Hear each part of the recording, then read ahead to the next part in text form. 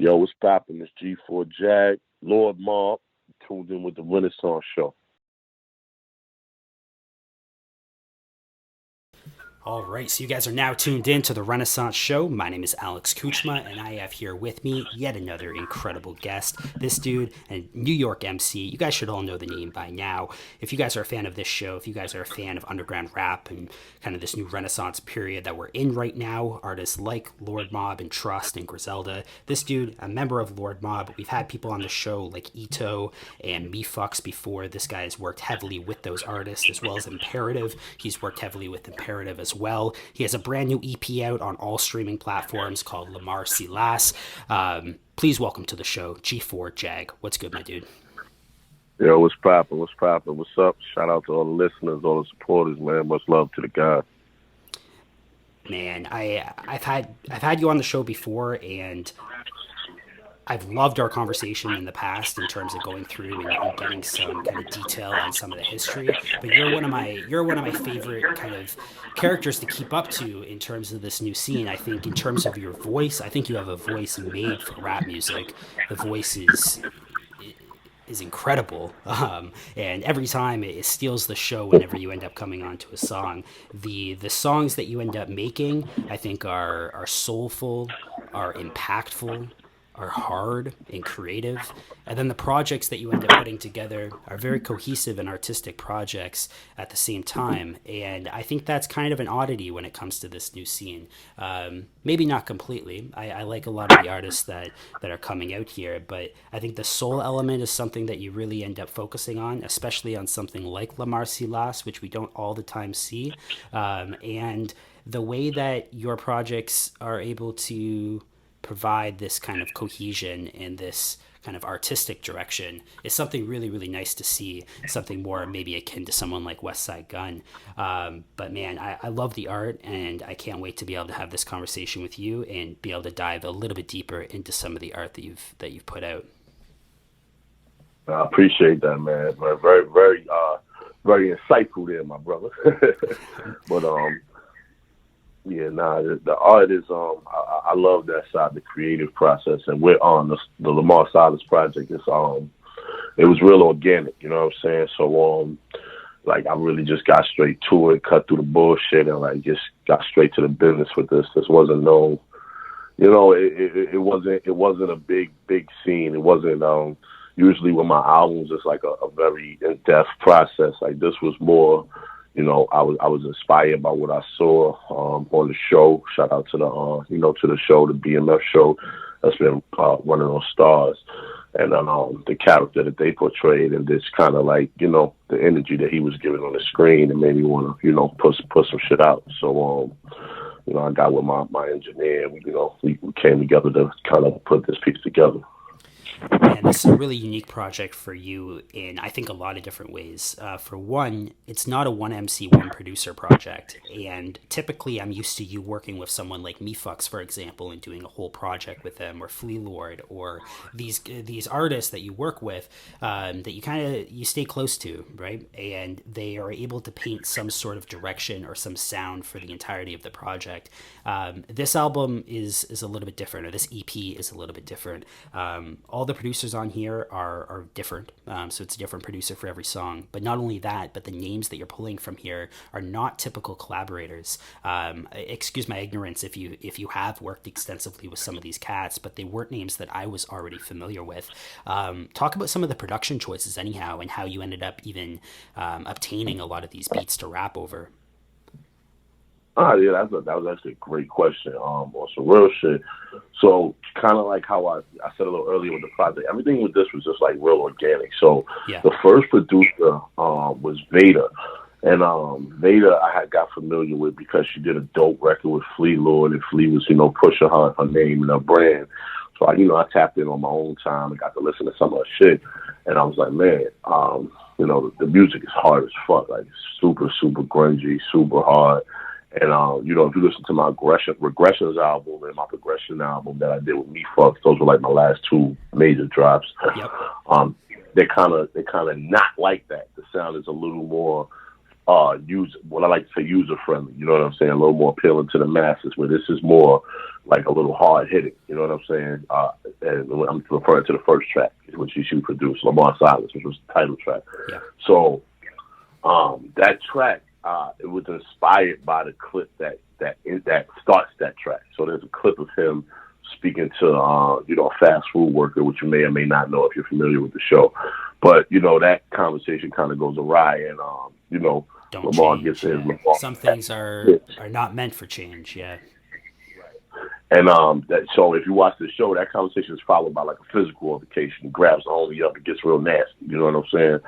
So that's kind of like the embodiment of the song. Like, you know what I mean? She didn't send it to me with that clip. That was something I added on there after I did the record.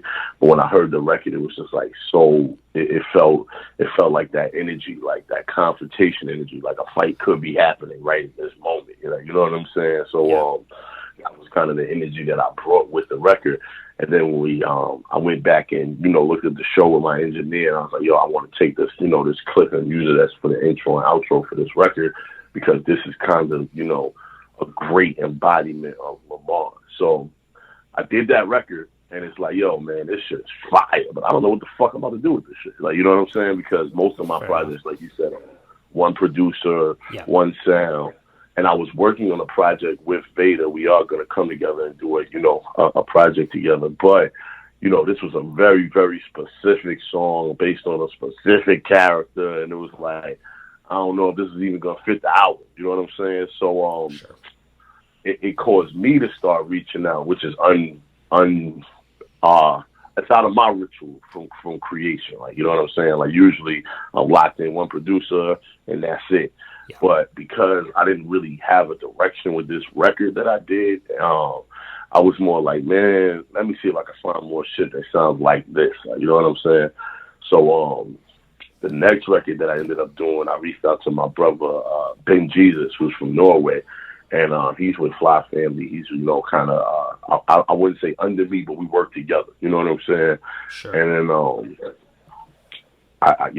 this wasn't the original. The Green record, the Frontline record wasn't the original record he produced for Lamar Silas. He actually produced another record that was a sample from the Loose Ends record, You Can't Stop the Rain, which is very, very notable for the character Lamar Silas, because he, in the show, he's kind of doing a singing bit, and he sounds, he's singing pretty good. He's singing, but he's stabbing his fucking right-hand man up. He's bleeding out all over the floor, shaking nasty, you know what I'm saying? But at the same time, he's singing this tune, hitting these notes, hitting these beautiful harmonies, you know what I'm saying? So we had chopped that record up, and that was going to be a record that was going to go on the project, but then Fab and Dave East kind of did a song to that same sample. So I was like, I'm not about to do that shit. You know what I'm saying? Because, it was a big record already on a big platform. And, I just didn't want my, I'm very big on just having my original sounds. You know what I'm saying?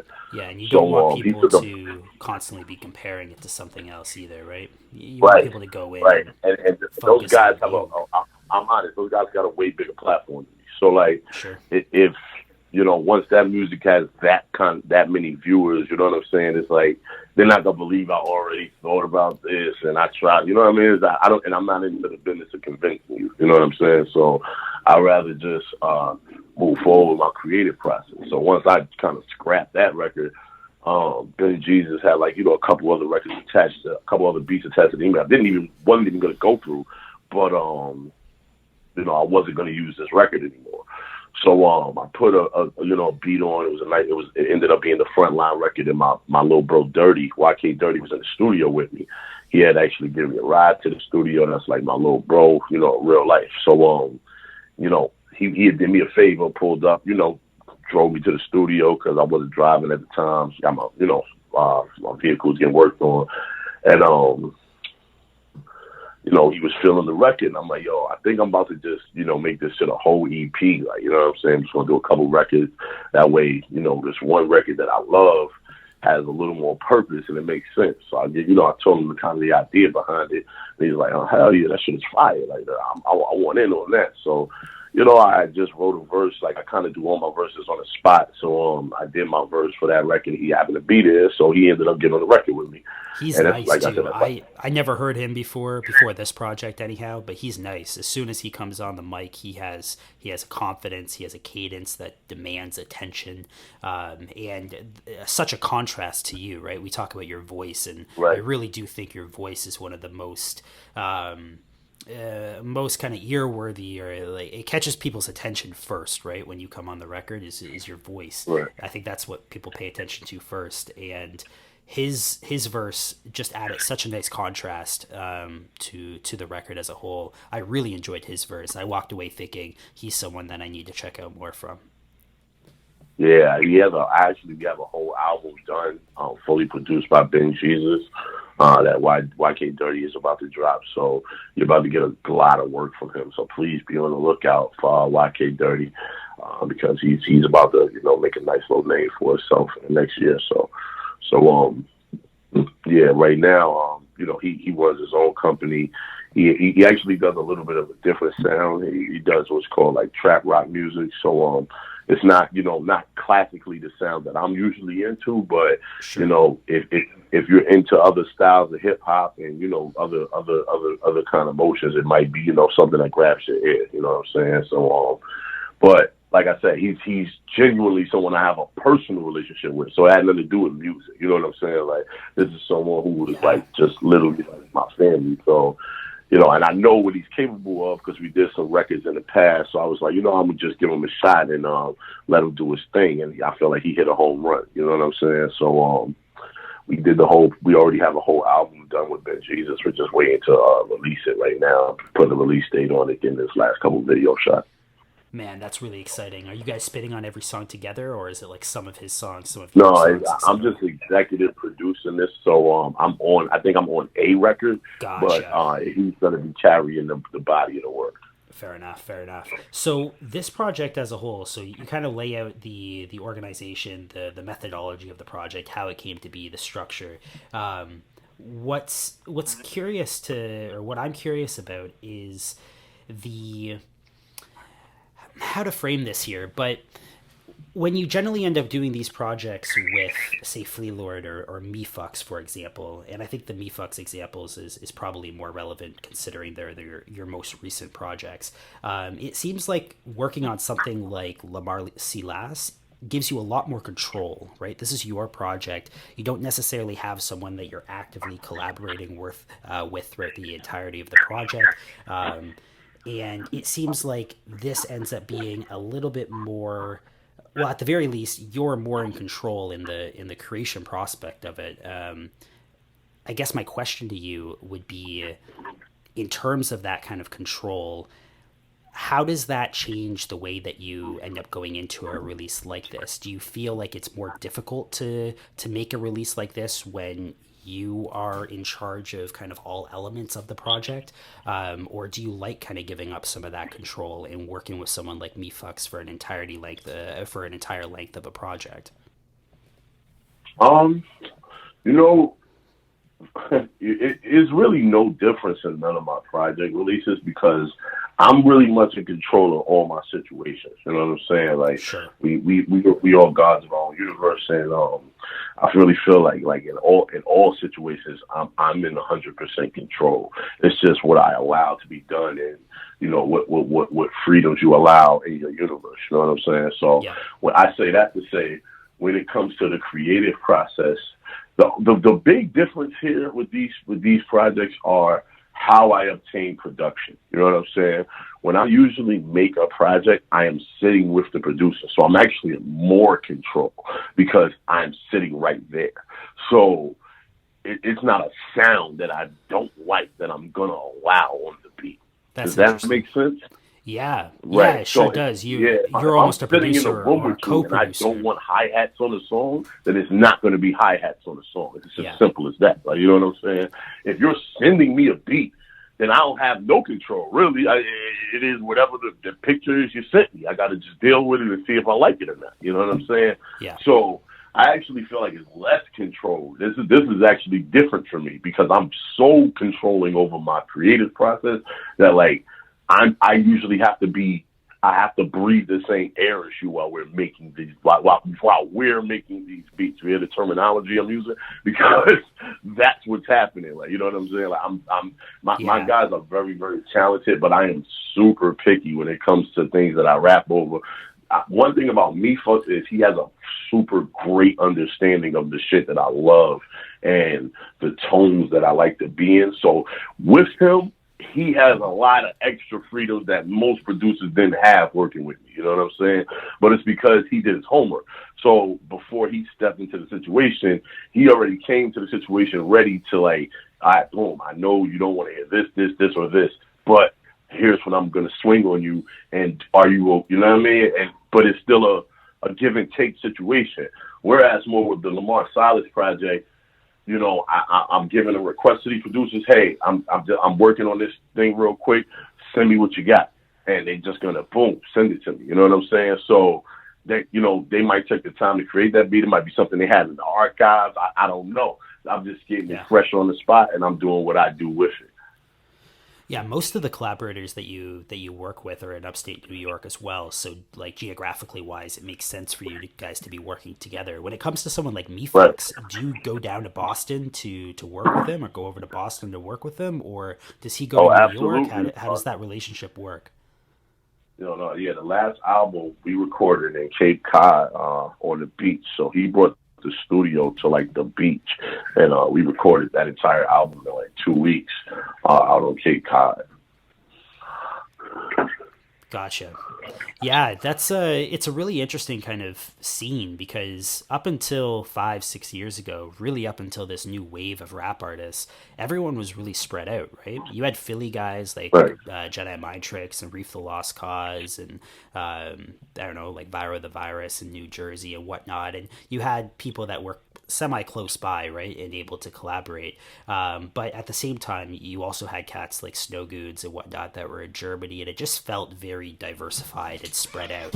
Whereas, sorry, I'm recording this at home here, and there's a cat fight. That's all good. Cat fight. I apologize. But yeah, so 5-6 years ago, it kind of started to solidify, and geographically it started to kind of come together, right? We really had upstate New York be kind of the pinnacle of this new scene, right? Rochester, Buffalo, these are places that you've lived, that you kind of occupy in terms of the geography of the thing. But someone like Me Fucks is a little bit away, right? He's in Boston, and I always wonder how those kind of collaborations end up working, because Me Fucks and his sound is so integral to what I believe Lord Mob is really doing. Even if you look at that new, like, JNX album, for example, that's entirely produced by Me Fucks, and I feel like Me Fucks just really ends up contributing a kind of a sonic palette to that whole scene, at least when we talk about Lord Mob and what they're doing. And of course, like, Ito does his production, Flea as a hand in that as well. But I do think that Me Fucks is pretty integral there. And being in Buffalo, being in Boston, I've always kind of wondered how that logistically works. I would absolutely agree. Me Fucks is definitely an integral part, but the person who made that all happen was probably Flea Lord, and I think that's, forgive me if I'm wrong, but I think that's by way of Conway. You know what I'm saying? So I believe, I don't like speaking on third-party sources and all that kind of shit, but I know I met Me Fucks through Flea Lord. You know what I'm saying? Like, I was able to link with him because him and Flea were already working together and, kind of doing some dope shit with the Pray for the Evil series, you know what I'm saying? So I was able, Me Fucks took a liking to some of my records, and he kind of said, let's do a record together. And that's how the Progression record came about. Then he was like, well, let's do a couple more records and see how they come out. So we ended up, with that EP, the Progression EP, and then it was just like, yo, we gotta lock in for another album. So that's how the Regressions album came to part. It was just more like, hey man, let's get it done. I'm a pretty efficient. I like to think I'm an efficient writer. You know what I'm saying? So sure. I get the job done when it comes to the recording process. So like I said, we might have did. I think we did like 25 records in that 2 week period, and we broke. We released Regression, so we broke those 25 records down to I think whatever I think it's 10 records on Regression or something like that. So, Me Fucks is, he has a good ear and for listening to what he likes on his production. You know what I'm saying? And he's definitely an integral part of everything Lord Mob is doing because, he's always ready to work. He's always got a ton of sounds, a ton of new beats because he's consistently putting his all into his craft. You know what I'm saying? So as long as you're doing that, then, you're going to get good ass results. Speaking of Lord Mob as well, another kind of interesting component to this release, and again, for those listening at home, if you're listening to this on the radio, you're going to be hearing select songs from Lamar Silas anyways, so you're going to be familiar with the music. But if you are listening to this on YouTube, and I say this all the time, but if you're watching this web series, take the time out, pause the video, listen to the album, listen to the EP, Lamar Silas, and then go and come back and listen to the rest of this interview. But if you check this on streaming platforms, this is not only credited to yourself, but it's credited partly to yourself and then to Lord Mob second as kind of as an artist tag anyhow on these records. Talk about the decision making there, because I think I've seen that now a couple times when it comes to Lord Mob artists. They've been putting out artists both under their own solo kind of artist tag on these streaming platforms, but also as the Lord Mob artist tag. What's the kind of game plan with that? And yeah, what's the decision-making process when it comes to something like that for these releases? Because that doesn't happen all the time, right? Conway doesn't put his shit on streaming platforms as Griselda and then Conway. He just puts it as Conway, right? And that's the case almost universally. But Lord Mob seems to be doing something a little bit different in that regard and almost branding the brand first before anything. And that's credit to Fleet. You know what I'm saying? Like, that's part of Fleet's genius is, no man left behind. We're all as good as the brand, and that's why I love my brother and like his kind of his business mind. You know what I mean? Because sure. That's not to discredit anyone else's plays or anything else they did. You know what I'm saying? Because everyone is multiple paths to success. There's multiple routes you could take. But as far as like, Lord Mob is concerned, adding that brand to, everybody's releases, it makes sure that we're all doing our part to cross promote and, get new fans, new networks and, use to grow off each other. You know what I'm saying? Like, so, that, like I said, that's partly, 100% credit to Fleet and, kind of his genius behind the marketing and pushing the brand as a whole. So this album right now exists on streaming platforms. Do you plan on bringing this into physical media? Let it be vinyl, CD, tape? What are your kind of plans for this release? Actually, I have zero plans of any physical release for this product. This was literally just like something, I did. Like I said, I have maybe 12 albums unreleased right now. So when I recorded this project, this was just like, I didn't have to record this project, but I'm an artist and I'm a creative, so I have to consistently create, you know what I'm saying? So, even though I have no need to record anything, I'm still in the studio twice a week. I'm still putting out new content. I'm still looking for new shit because, that keeps, the craft sharp. So, this project, like I said, I did this on a humbug. This wasn't like my regular albums, my regular projects where I'm collaborating, I'm putting the thought into it. This was more like, I'm watching this dope-ass show. I see this fucking character who embodies this energy that feels like it has a lot of parallels to my rap energy and shit that I do when I'm in a booth. So, I like this shit so much, I just want to rap about this shit. You know what I'm saying? And then, I guess give some credit to me to picking the beats and, finding the right production to fit the style that I was trying to, really bring to the table.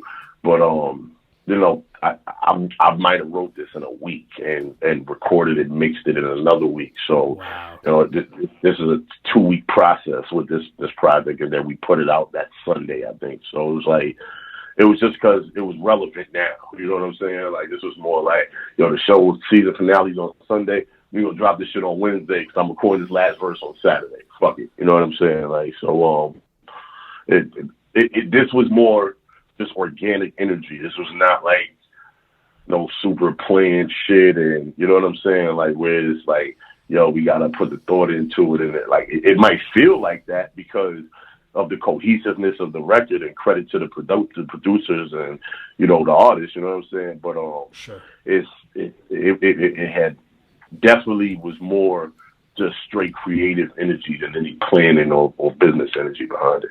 Is that drastically different than the previous projects that you've put out as well? Like something like the regressions with Me Fucks? Like, are these do these take a long time? So you say you record everything within a week, or write everything within a week, record everything within the following week. How long do typical projects take for you?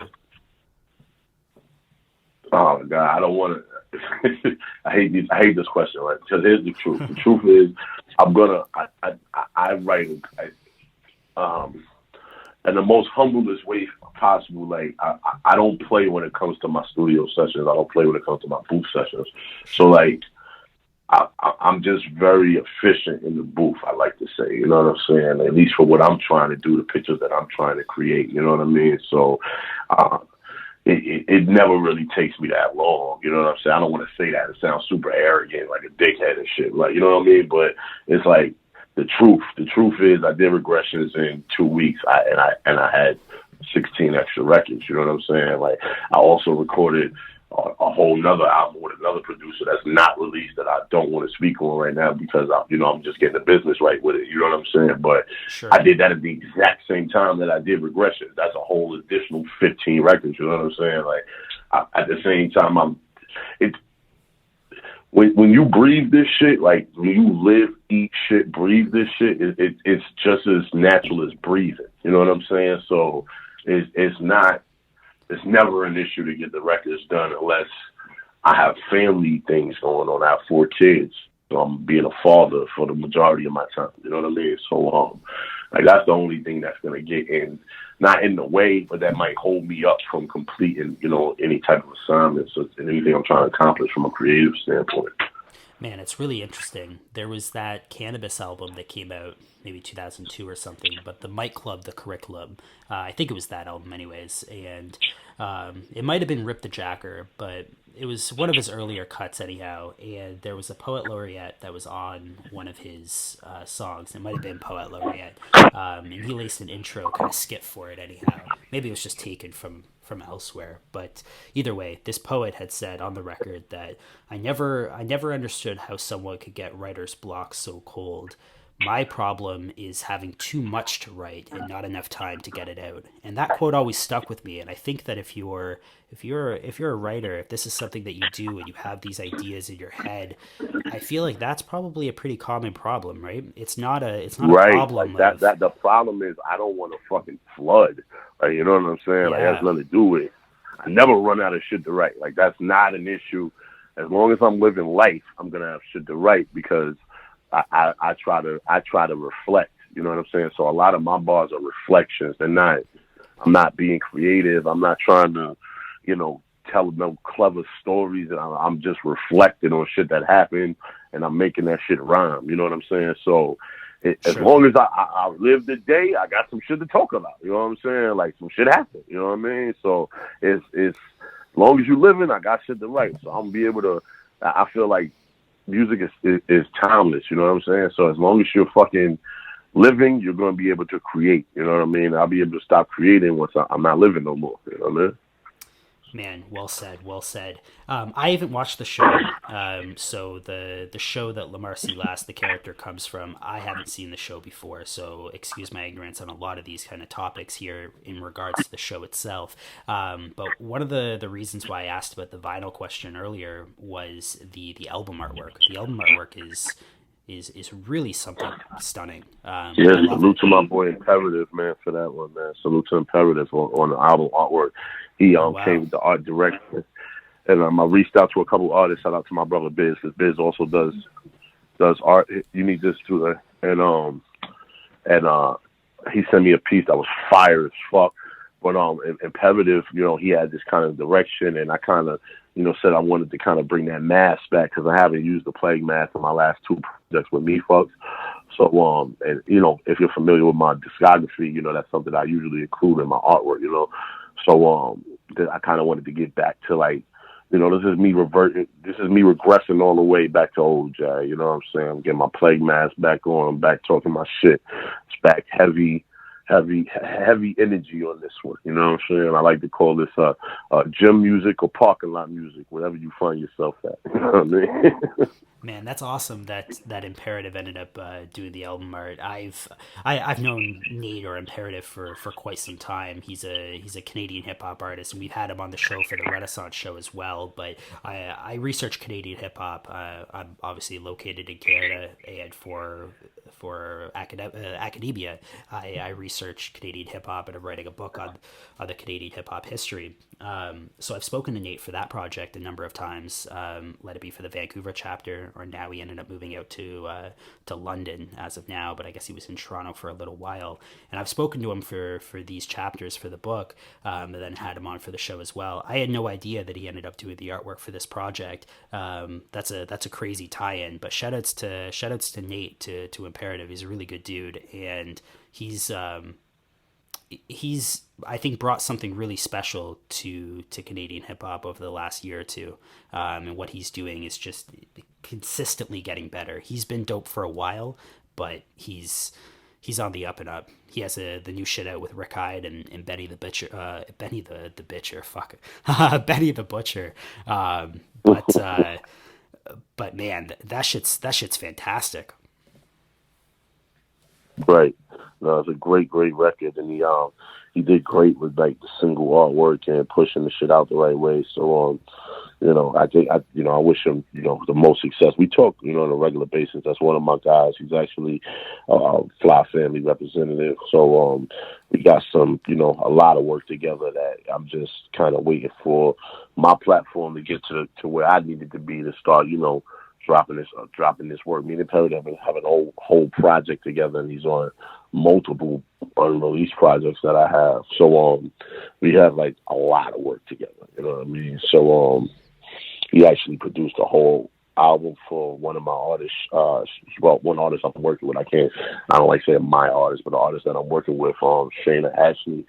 Out of the Bronx, very, very dope ass artist, popular battle rapper, Queen kill shit in the ring. So they have a whole album coming that's like fucking amazing, like, you know what I'm saying? So be on the lookout for that too.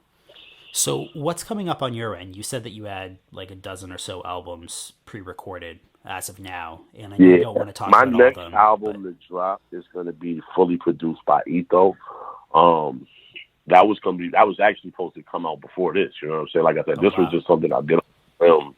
And but the Etho project is done. We're just, like I said, I work a lot, so we're still working on records just because it's just how I am, you know what I'm saying? But Sure. That's gonna be my body of work, and you're gonna get that top of the year. So you get a full album fully produced by Etho. I don't want to name the features yet, but Etho is producing every beat. He is rapping on it. I'll tell you, Etho is rapping on the shit. But I'm not gonna name anybody else just yet, just because we'd like to leave some surprises. Fair enough. No, the Ito thing's incredible. I'm a big fan of Ito's production, and I feel like as a producer, he's very undervalued. I love him as an MC. His voice, again, we talk about voice, but wow, as soon as he comes on a record, there's something cold and something menacing, and you believe every word he says. That album that he ended up doing, Ito Brigante, I believe it was called, with Tricky Trips, that shit is one of my favorite albums to come out this year, and everything he's done has been fantastic. But as a producer, the dude is just undervalued. He ended up doing the new project with Nice to Future, and that shit was banging. It was great, and Yeah. I'm really curious to see him work more and more as a producer. He ended up doing the intro for that Benny the Butcher and 38 Special album as well. Just more and more that I hear Ito's beats, the more he surprises me as a well-rounded artist capable of basically doing anything he sets his mind to.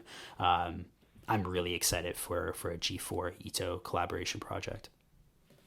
Yeah, we have some fucking amazing records, so please be on the lookout for that, because that one is very, very, very special. So that's one where I took some time, like even though we have a session, I might do 4 or 5 records in a session.